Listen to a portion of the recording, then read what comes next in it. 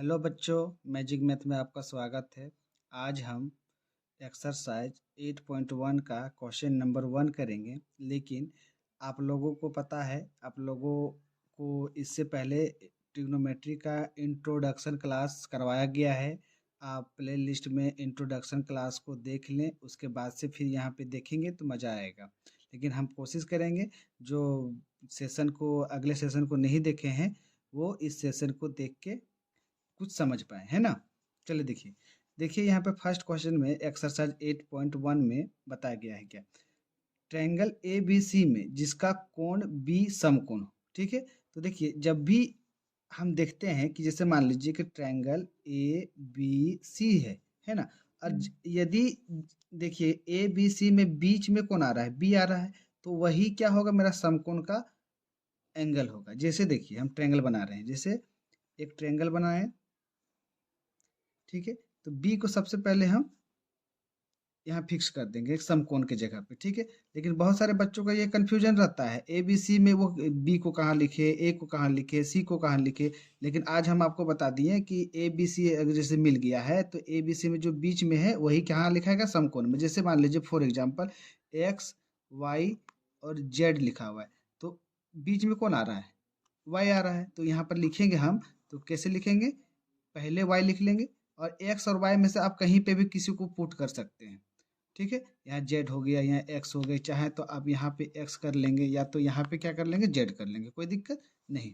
अब देखिए A B का वैल्यू दिया गया है 24 सेंटीमीटर। चलिए हम पहले ए को यहाँ पर पुट कर लिए और यहाँ पे सी को पुट कर लिए, है ना। तो अब देखिए ए बी का वैल्यू दिया गया है 24 सेंटीमीटर और बी सी का वैल्यू दिया गया है 7 सेंटीमीटर, है ना। तो देखिए हमको सबसे पहले, हम कल बताए थे पाइथागोरस प्रमेय के अनुसार बताए थे, एच इज इक्वल टू क्या होता है, P square plus B square होता है। पी इज इक्वल टू कितना होता है, H square minus B square. ठीक है, और बी बराबर कितना होता है, एच स्क्वायर माइनस पी का स्क्वायर। ठीक है, तो सबसे पहले देखिए हमको इस तिरछी लाइन को हम लोग क्या बोलते हैं, हाइपोटेनिस यानी कर्ण बोलते हैं। ठीक है, इसे हम लोग क्या बोलते हैं, लंब बोलते हैं। ठीक है, और इसे आधार बोलते हैं, है ना। देखिए आधार यहाँ पर, सॉरी मतलब कर्ण कितना दिया गया है, एच बराबर दिया गया है, कुछ नहीं दिया, हमको एच का वैल्यू फाइंड करना है। तो अभी हम बताएं कि एच बराबर क्या होता है, डायरेक्ट पी का स्क्वायर प्लस बी का स्क्वायर। ओके, तो देखिए पी का स्क्वायर में यानी कि पी मेरा ये है, ये बी है और ये एच है, तो पी की जगह में हम कितना लिखेंगे, 24 का स्क्वायर लिखेंगे प्लस ये 7 का स्क्वायर। अब देखिए 24 का स्क्वायर कितना होता है, 24 का स्क्वायर हो जाता है आपका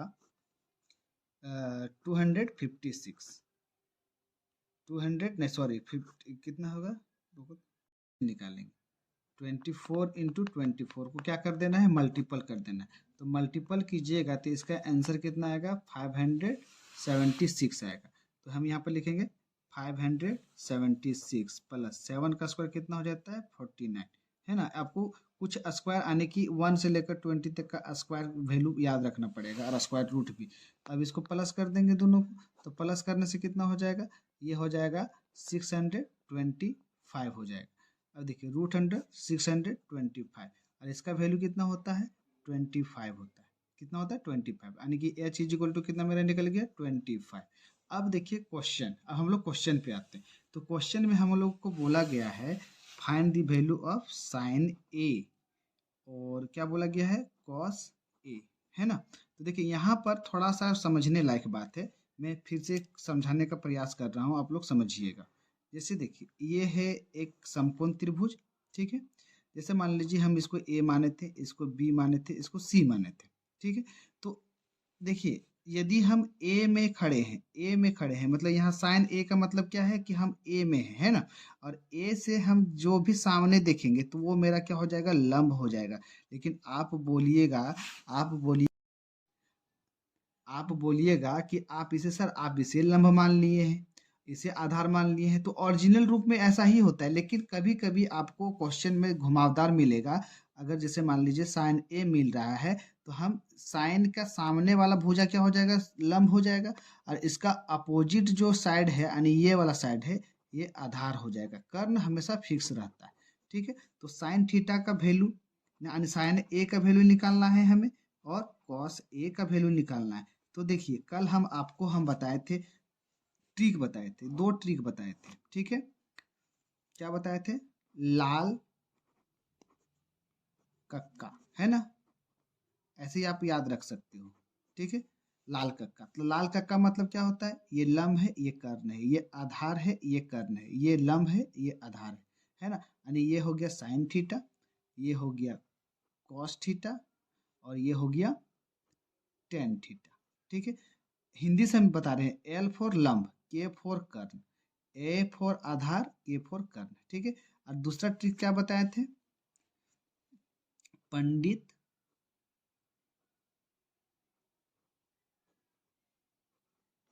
देखिए दूसरा हम ट्रिक बताए थे, पंडित बद्री प्रसाद हरे हरे बोल, है ना। तो ये हो गया साइन थीटा, ये हो गया कॉस थीटा, ये हो गया टेन थीटा। तो देखिए साइन थीटा का वैल्यू अभी हम क्या लिखे थे, पी बाय एच लिखे थे। अब देखिए मेरा ये सामने वाला जो भुजा है ये लंब हो जाएगा, यानी कि मेरा वैल्यू यहाँ पर लंब का क्या आया था, 7 आया था, यहाँ 7 हो जाएगा। और देखिए इसका अपोजिट साइड वाला भुजा ये लंब है, और ये जो सामने दिख रहा है वो क्या है, कर्ण है, जिसका वैल्यू हम लोग 25 निकाल चुके हैं। ओके, ये समझ में आ गया। अब देखिए हम कॉस में जब आते हैं तो कॉस में मेरा ये लंब है तो ये आधार हो जाएगा। और देखिए कॉस थीटा का वैल्यू कितना होता है, आधार बटे कर्ण होता है, यानी बेस बाय हाइपोटेनियस होता है। तो देखिए ये मेरा आधार कौन वाला हो जाएगा, देखिए ये लंब है तो ये मेरा आधार है, यानी ए बी मेरा क्या हो जाएगा, आधार। तो ए बी का वैल्यू मेरा कितना था, 24 था, और इसका वैल्यू कितना था कर्ण का, तो 25 था। ये देखिए आपका 1 नंबर का क्वेश्चन सॉल्व हो चुका है। अब दूसरी नंबर क्वेश्चन पे आते हैं, तो फिर से हम एक यहाँ पर ट्रायंगल बना लेते हैं।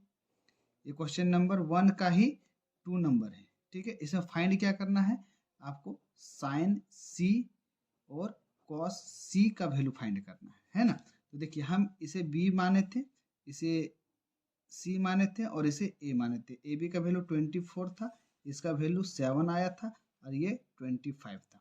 तो अभी हम क्या बताए थे, हम सी के लिए, है ना, हम अगले क्वेश्चन में ए का बात हो रहा था, लेकिन इस क्वेश्चन में सी का बात हो रहा है। तो हम यहाँ सी में हैं, कहाँ पे हैं, सी में। तो मेरा सी जो सामने रहेगा सम्मुख भुजा, सी का सामने वाला भुजा लंब कहलाएगा, ठीक है। Sine C is equal to क्या होता है, परपेंडिकुलर बाय हाइपोटेनस, यानी लंब बटा कर्ण, है ना, क्या होता है। तो देखिए तो मेरा सामने वाला भुजा कितना है, ए बी है, मान लीजिए चलिए ए बी है, और मेरा कर्ण तो फिक्स रहेगा ए सी। तो ए बी मेरा कितना हो जाएगा 24, और ये कर्ण कितना हो जाएगा 25। अब फिर से कॉस सी का वैल्यू निकालेंगे।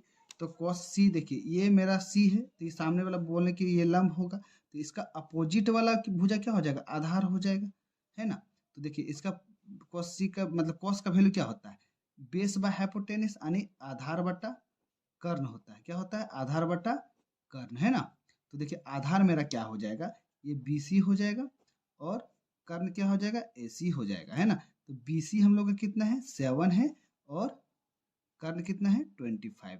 तो देखिए हम फिर से एक बार समझा देते हैं, ट्रिग्नोमेट्री का पीछे का जो पार्ट था। देखिए ट्रिग्नोमेट्री में 3 पार्ट होते हैं, कितने पार्ट होते हैं, 3 part, sine theta, cos theta, tan theta.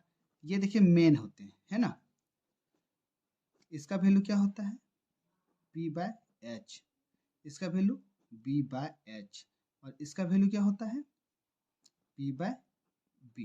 देखिए पी फॉर परपेंडिकुलर, परपेंडिकुलर यानी इसे हम लोग लंब कहते हैं हिंदी में, ठीक है। H for hypotenuse, hypotenuse, hypotenuse, hypotenuse मतलब कर्ण होता है, ठीक है।